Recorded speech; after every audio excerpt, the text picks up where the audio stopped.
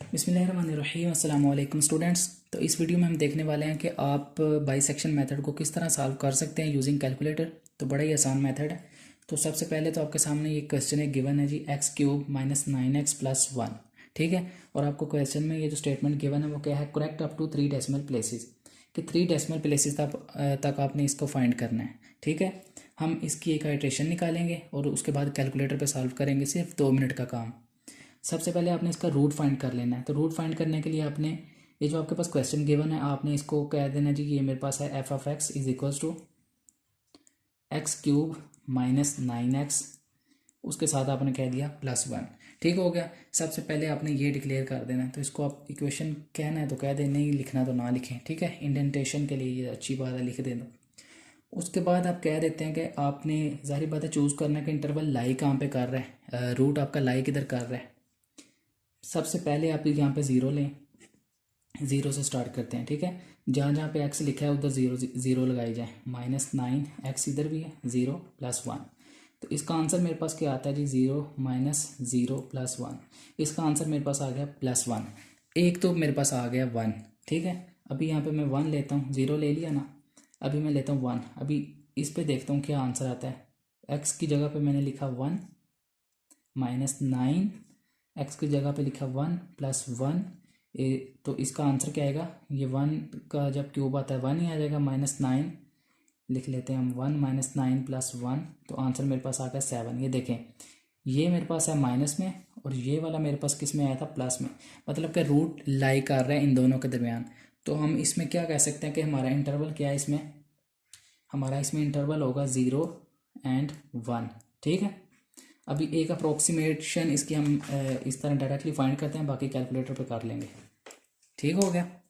तो आप यहाँ पे कह दें जी, फर्स्ट अप्रोक्सीमेशन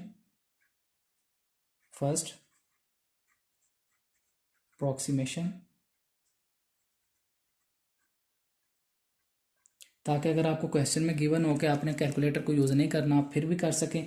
अगर कैलकुलेटर का इस्तेमाल कहा गया तो आप फिर भी कर सकें। ठीक है। तो पहले आपने फाइंड किस तरह करनी है, आपका ये आपके पास इसका फार्मूला जी, C इज इक्वल्स टू, आपने करना है यहाँ पे A + B डिवाइडेड बाय 2। ठीक है, इसके आगे मैं करता हूँ। A की वैल्यू मेरे पास क्या है, फर्स्ट वाली, B की वैल्यू क्या है, सेकेंड। इधर मैं लिख भी देता हूँ, A is equals to 0 and B is equals to 1। तो इधर लिखें 0 + 1 डिवाइडेड बाई 2। तो आंसर क्या आ गया, 0.5। ठीक है। उसके बाद ये 0.5 को जो फंक्शन की वैल्यू उसमें पुट करें, f(x) की जगह पे 0.5।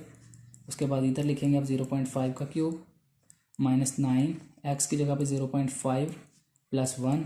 तो इसका जब आप इसको कैलकुलेटर पे करेंगे तो इसका आंसर आपके पास आ जाएगा जी इधर लिखे -3.375। ये मैंने ऑलरेडी करके रखा हुआ है। ठीक है, आप इसको कैलकुलेटर पे करेंगे तो आपके पास ये वैल्यू आ जाएगी। अभी इसमें देखने वाली क्या चीज़ है, इसमें आपने ये देखना है कि ये प्लस में है माइनस में है। अगर ये प्लस में हुआ तो प्लस वाले से रिप्लेस हो जाएगा, अगर माइनस में हुआ तो माइनस वाले से। अभी चूंकि माइनस है और ये हमारी जो सेकंड वैल्यू थी वो माइनस थी, 1 पे माइनस आया था ना, ये 7 -7 1 पे आया था ना। तो इसका जो आंसर क्या था मेरे पास 0.5 इससे रिप्लेस हो जाएगा। तो नेक्स्ट जो इंटरवल बनेगा मेरे पास A0 एंड B मेरे पास क्या बनेगा, 0.5। ठीक है। अभी इसको हम कैलकुलेटर से करते हैं, बड़ा ही आसान तरीका। आपको बस 1 मिनट और रुकना है और पूरा क्वेश्चन सॉल्व। ठीक है। तो सबसे पहले हम ये लिख देते हैं A B, जो चीज़ें हम फाइंड करेंगे, या इधर इस जगह पे C और इस जगह पे f(c), x की जगह पे हम इधर C लिख देते हैं, चूँकि कैलकुलेटर पे हम C ही यूज़ करेंगे। सही हो गया। A मेरे पास ये A की वैल्यू, B ये वाला, C ये वाला ये चीज़, और f(c) ये चीज़। ठीक है, जो फंक्शन फाइंड करेंगे। अभी आपने कैलकुलेटर पे लिखना क्या है, मैं वो भी इस जगह पे लिख देता हूँ। ये चीज़ आप कैलकुलेटर पे लिखेंगे, C कैपिटल में इज इक्वल्स टू लिखेंगे, फिर आप लिखेंगे A प्लस ये B डिवाइडेड बाई 2 लिखेंगे। उसके बाद इधर कॉलन लगाएंगे। उसके बाद आप इधर वो वाली स्टेटमेंट लिख देंगे जैसे ये, और x जिधर जिधर लिखा उधर आप C लिखी जाए, C³ -9C + 1। तो चलें सॉल्व करते हैं। तो ये है जी आपके पास कैलकुलेटर, शायद आपको नज़र आ रहा हो सही। ये देखें, आपने करना क्या है, सबसे पहले कि इसको, ये डिग्री मोड में है, ये देखें ये पर ये डिग्री मोड में है।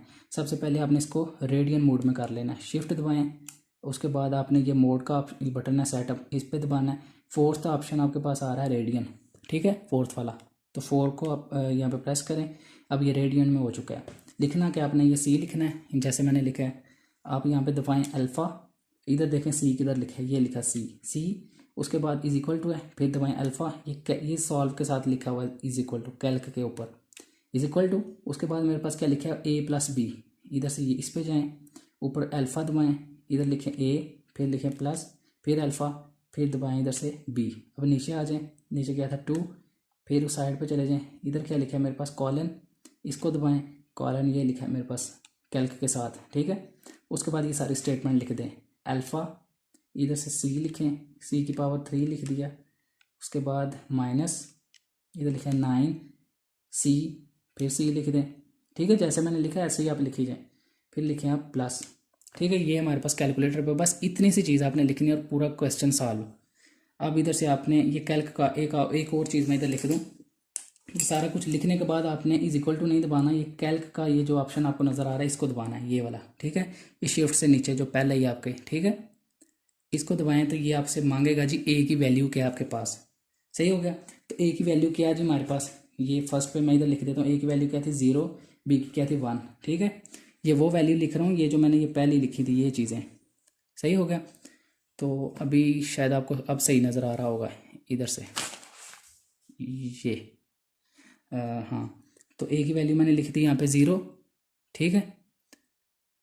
इसके बाद आप करें इज इक्वल टू, बी की वैल्यू मांग रहा है हमारे पास, तो मैंने लिख दी 1। तो ये देखें मेरे पास ये दे रहा है 1/2, मतलब कि सी की वैल्यू मेरे पास क्या 1/2 का क्या होता है 0.5, यही होता है ना 0.5। उसके बाद एफ ऑफ सी की वैल्यू कैसे निकलेगी, फिर आपने इज इक्वल टू को फिर दबाएंगे, तो ये आपके पास आ रहा है -27 डिवाइडेड बाई 8।